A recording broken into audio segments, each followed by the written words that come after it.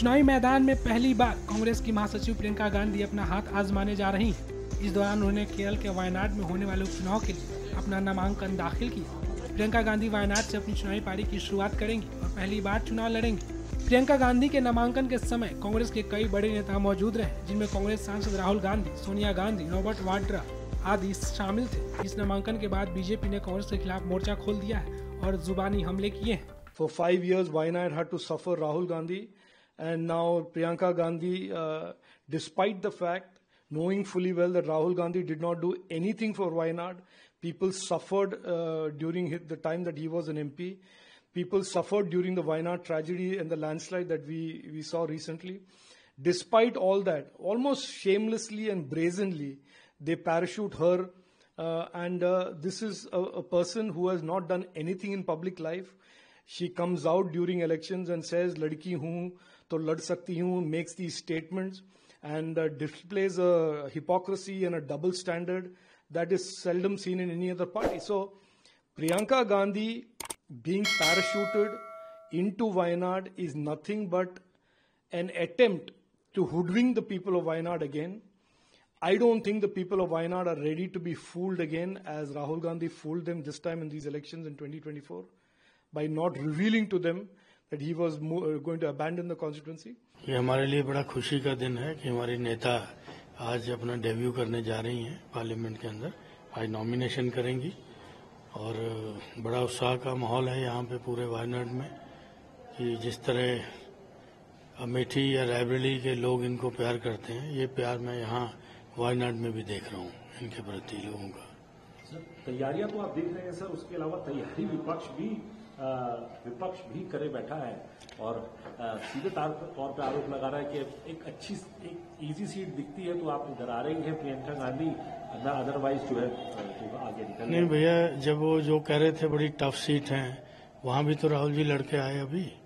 ठीक है, अमेठी भी लड़ा हमने, वो भी आप टफ सीट बता रहे थे। तो कांग्रेस का भी टफ सीट या इजी सीट नहीं देखती है।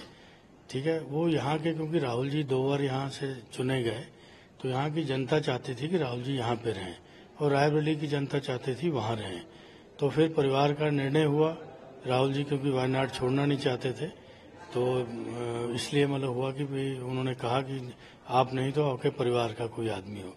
तो ये लोगों की डिमांड के ऊपर यहाँ पे प्रियंका जी लड़ रही हैं और ये परिवार का निर्णय है। देखिए किस तरीके से वायनाड का जनता, राहुल जी रायबरेली में मेंबर ऑफ पार्लियामेंट बने या छोड़ा, तब से पूरा वायनाड का वो पूरा केरला का जनता का दिल की बात है। यहाँ से प्रियंका जी को लड़ाने के लिए उन लोगों का मांग था। प्रियंका जी और कांग्रेस पार्टी ने प्रियंका जी हाँ बोली। फिर लोग किस तरीके से उनके दिल के अंदर खुश है, क्या सोचे। प्रियंका जी भी अभी पार्लियामेंट में हो, लगातार कांग्रेस पार्टी को मजबूत करने के दिन भर रात मेहनत कर रहे थे। अभी एक नया मेंबर ऑफ पार्लियामेंट बन के संसद, सड़क से लेके संसद तक आवाज उठाने का काम प्रियंका गांधी जी करेंगे और देश का जनता भी प्रियंका जी का एक पहली इलेक्ट्रोल पॉलिटिक्स में आने का इंतजार था लोगों का मन में, दिल में।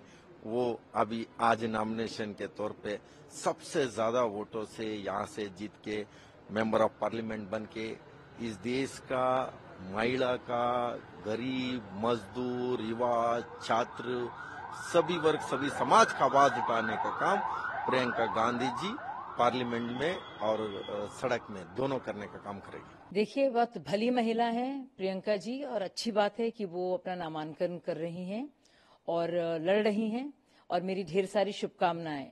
लेकिन मुझे लगता है बहुत बेहतर संदेश जाता अगर उन्हीं की पार्टी की 22 साल में जिन्होंने काम किया है, जो सीनियर लीडर उनकी, जिनको निष्कासित किया गया था, सिमी रोजबेल को वो टिकट देती और उनको आगे आने देती। इससे जो पूरा जो केरला कांग्रेस के अंदर भी और पूरे देश में जो महिला सशक्तिकरण के लिए जो संदेश जाता, वो बहुत अच्छा रहता। क्योंकि अगर आप अपने को पीछे रखकर अपनी ही पार्टी के कार्यकर्ता को, जिसने बाकायदा इस तरह का भेदभाव महसूस किया है, उसको आगे रखती है, तो मुझे लगता है उनके लिए भी और एक देश के लिए भी एक संदेश बहुत अच्छा जाता। देखिए, मुझे तो बहुत ही अफसोस होता है वायनाड के लोगों के लिए। मुझे लगता है कि उनके साथ वही हो रहा है जो यूज एंड थ्रो होता है। जब कहीं से उनको भाव नहीं मिला राहुल जी को तो वायनाड पहुंच गए और लोगों ने हाथों हाथ उनको लिया। दूसरी बार जब दोनों जगह से जीत गए तो फिर वायनाड वालों को छोड़ दिया और अपनी बहन को आगे कर दिया। तो मतलब कितनी बार वायनाड के लोगों के साथ इस तरह को से उनको धोखेबाजी उनके साथ होगी, क्योंकि जिताया था उन्होंने राहुल जी को। राहुल जी को लगा यूपी ज्यादा उनके लिए महत्वपूर्ण है, तो और तब कहते थे कि केरल के लोग बड़े होशियार हैं, यूपी के लोगों के समझ नहीं है।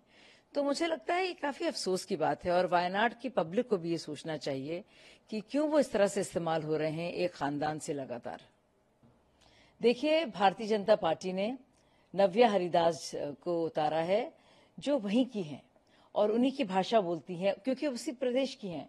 तो लोगों को भी सोचना चाहिए कि क्या उनको ऐसा कोई चाहिए जो ऊपर से त्रासदी के वक्त में भी हेलीकॉप्टर में घूमकर वापस चला जाए, या कोई ऐसा हो जो वायनाड के अंदर काम करे, उनके साथ बीच में उनके रहे, उनकी भाषा बोले, समझे, जो उनमें से ही एक हो। तो ये तो वायनाड के लोगों को सोचना है कि वो किसी बाहर के किसी खानदान वालों को जो बस यूज एंड थ्रो की तरह उनको यूज करते हैं, उनको देना चाहेंगे वोट, की अपने किसी साथी को जो उनकी भाषा जानता है, जो उनके सारे रस्म रिवाज जानता है, जो उन्हीं की सभ्यता का है, उसको वोट दिया जाए।